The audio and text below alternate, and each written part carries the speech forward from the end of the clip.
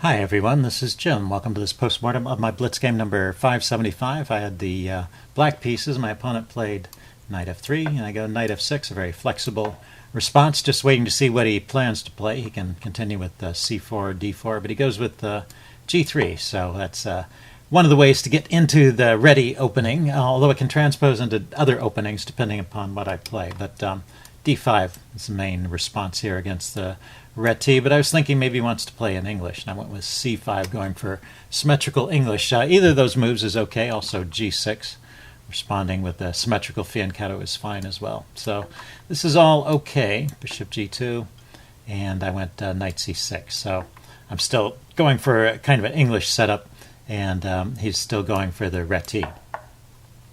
And now I go for g6. So once again, d5 would be kind of a normal move here. And in a way, it's the more principled move. White is giving up the center, and black can safely take it and get a good game. So that's probably the correct way to play in a sense. But g6 is not too bad. And he can transpose into a symmetrical English here with c4. And that's one of his better moves, and that's kind of position I was expecting to play. He played a rare move here, c3. And now after bishop g7, I mean, this is basically going to be pretty much an even position. He's not done anything horribly wrong. He's just played in kind of a peculiar fashion here. I haven't played the most aggressive moves either. But eventually he starts to make some weird moves and gives away the whole center. So he starts with this knight a3. And this is where my advantage starts to grow from this point. I castle. Plays d3, so once again not challenging the center at all, and I play d5. So I'm going to develop quite an edge through the next part of the game, basically because I've got more space, and I have at some point a winning advantage, although you wouldn't know it by the outcome of the game. Anyway, he plays bishop g5, I play h6 to kick it back, and he decides to keep the pieces on but drop it back to d2. I go bishop d7, he goes knight c2, and I go e5. So I've grabbed even more space on the center, and he goes queen c1. He's taking a look at my pawn over here on h6, so I need to defend that. But this defensive setup with the bishop and the king is pretty reliable over here. It's hard for black to get any more pressure on h6, so this is usually a pretty solid setup. Just moved his queen back to d1. I went queen to c8 with a similar idea of lining up my queen and bishop and trading off his bishop. This is potentially a good piece. It's got an open, or at least half-open diagonal. There's no pawns of his color on it, and it's looking at some targets along this diagonal. So that is potentially a strong piece in this setup, so it would be good for me to trade that off. And now his next move. Now let's erase these arrows. His next move is a mistake. And so this is your tactical quiz opportunity for this video. Why is rook e1 a mistake? Why don't you take some time and think about that one? And what is, after rook e1, what is black's best move to take advantage of that? Okay, pause the video if you want some time to think about it. It's I think you can find it if you look for it. I'm going to give the answer away now. He did play rook e1, and I have the move e4 here, which I didn't play. I didn't notice this during the game at all. This move was not on my radar screen. But what rook e1 did was it took away the last retreat for this knight. The knight has no more retreats. The bishop was already blocking there. The knight's blocking there, the king. And the pawn are blocking here. So the knight can only go forward. And amongst the forward squares, there's no good ones. I've got control of these two squares with the knight here and the pawn here, and the pawn controls this square. And on if he goes to h4, I can play g5 here, and then from h4 the knight has nowhere to go. Can't go back to these squares, and those squares are firmly under my control as well, so the knight will get trapped one way or another. Best play here, according to the chess engine, is to trade once and then play knight g5, just sacrificing the knight on g5. So basically that e4 move would just win a piece right at that point, and shows one of the disadvantages of playing these kind of cramped setups. So you can run into unexpected traps like that. But well, when you've got the black pieces, look out for those look out for those moves like rook e1 that take away retreat squares. You see an exposed piece like this that you can harass with a pawn. Make sure that that's some move you should always think about to see if that somehow that piece can be driven to a bad square or maybe even entirely trapped, as in this case. Anyway, I didn't even notice that during the game. I played bishop h3, and he retreated his bishop to keep it on. I went queen d7. I wanted to lift the queen off the back rank. He went knight e3.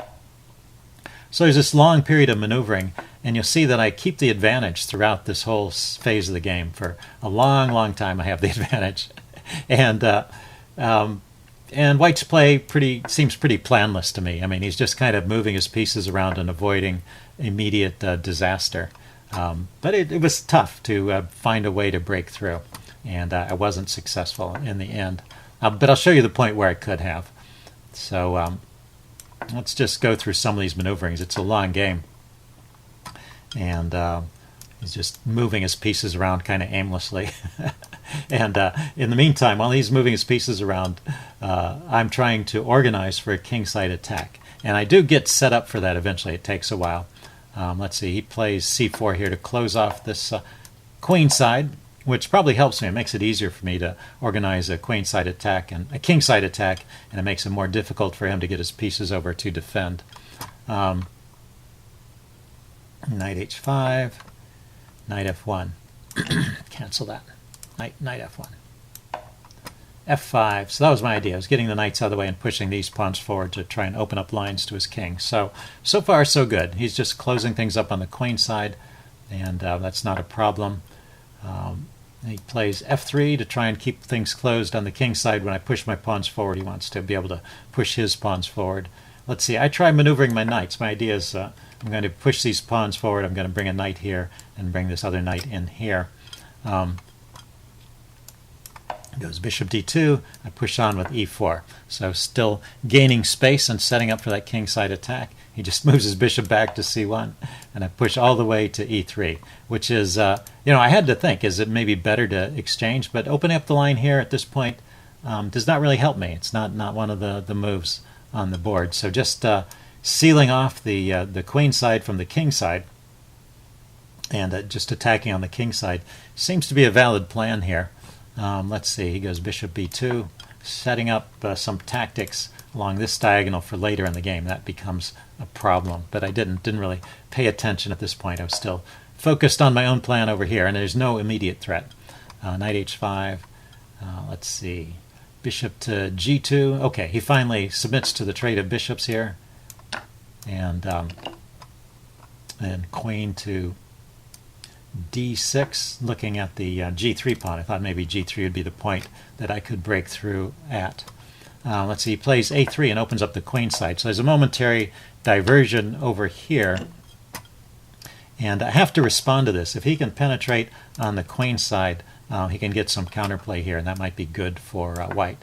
So I place my rook over here, he lines up, and then I go queen c6 to support my rook. So in case he starts trading, I can bring another rook over. And that's what he did. I took, and that chases his queen back to b1. Now I push on with g5, and I'm preparing to go ahead with these pawns and try and open up a line. In fact, probably g4 is already a threat here. He played rook to d1.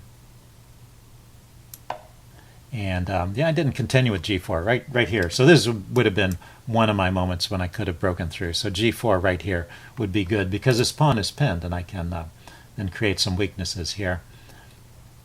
Bring my rook over to attack it again. Okay, so that's one point where I had the opportunity to break through. Let's see. Instead, I make a mistake. I was still focused on this g3 square instead of the f3 square. So. And placing my bishop here is a mistake because it's a loose piece. And actually there's already a tactic where he can take this pawn on e3 because there's this pin along this diagonal. So I've already kind of gone to sleep on some of the tactics in the position, which can happen when your opponent is playing this kind of slow maneuvering game. You kind of miss. What's funny is that even if he grabs the pawn here and he's a pawn up, the engine still gives the advantage to black. But anyway, he didn't spot that right away. There's some more maneuvering. Rook c1, knight to f6, getting everything lined up. Rook to d1, queen to c6, and now he spots it. Oh no, even here he didn't spot it. King to g1, knight to g7, more maneuvering, and now knight takes e3. Now he spots it. So if we back up, this is kind of my last chance to continue with the attack. And the way to continue with the attack, even after his king has gone back here, is still with this g4 pawn push. The thing is that after f4, I can sacrifice on f4, and then my queen can penetrate. Say takes, and I can come in with the knight, and I'm looking at some squares here. You know, it's still a little bit hard to see, but at some point you have to kind of take that leap of faith. He's got that g2 square defended. Let's see, he can play knight g3 to try and obstruct there. Knight 6 to h5. Wants to play like this. Oh, that was knight 4 to h5. Knight 6 to h5, hitting the knight. So what if he takes that knight? And knight to h3 check. King f1 and queen h1 mate. Okay, so there's one example of how to break through. And then if he doesn't push with the f-pawn, let's see, he can play knight takes e3. What else could he try? How about if he just moves the king up to defend these pawns? Then f4. This was the idea I wanted to get to. You play g4 first to prevent the g-pawn from coming forward, and then if he doesn't prevent you, you also play f4. And now you've got enough force hitting on the g3 square, you can finally break through here, and that will be winning for black. So that's the way to break through. Anyway, so this knight g7 move, and I still didn't figure out that breakthrough plan, and in fact I allowed a tactic from white here, and then my game kind of falls apart after this. I didn't find the best response here. I could just drop the bishop back, and I'm a pawn down, but actually I still have good chances. I still am better according to the chess engine. Anyway, I decided to try the sacrifice now, but this is not working so well. Yeah, it wasn't actually a sacrifice because I did get a piece back, and I opened up a line here, but well, bishop e5 looks like a move. I mean, the thing is, he's got pressure on this diagonal now, and he opens up the diagonal with d4. Now there is a clever tactic here with queen d6. I'll show it. It pops up again in a moment. I traded first. He took here, and then I went rook to e8, holding on to my pawn, and he went queen to b2. And this is my last chance to play this queen d6 tactic. So queen d6, if I had played it here, pins the bishop because the rook is undefended on the back rank, and it also takes a look at this g3 pawn, which at the moment is undefended. So it's kind of my last chance to break through on g3, but it's only good for a draw here. Although notice that if he plays this kind of natural move, queen a1, defending the rook and continuing to threaten along this diagonal, and then I could come in here with the check, and now I have a winning attack. He's got to block, and my knights can flood in. And anyway, that would have been interesting, but he can defend with knight g2 here, and then the best I have in this line is a draw. Let's see, knight to h5, defending my knights, and g4 attacking, kicking the knight, so knight to f4.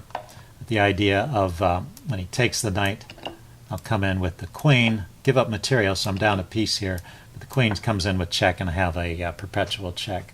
So it is possible at that point still to hold the draw, but well, I'd have to find this queen d6 move, which is pretty clever. It's pinning and it's attacking.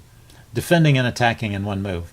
Nice kind of move if you can find it. Anyway, I continued over here, not seeing anything better, but he's just breaking through. All my knights are falling. Well, there goes one of them, and g4 kicks the other one, and now his queen is coming in, and he finishes me off quickly. Check, king here, and mate. So anyway, that was a sad end to a game that I really should have won. In fact, I mean, it seemed like White was really playing to lose the whole first half of that game, and then suddenly I allow this tactic to open up this wall of pawns I had set up, and then things just fell apart from there. Anyway, I hope you guys learned something from this video, and not to play like that maybe. And leave any comments you have in the section below, and I will see you again soon. Bye.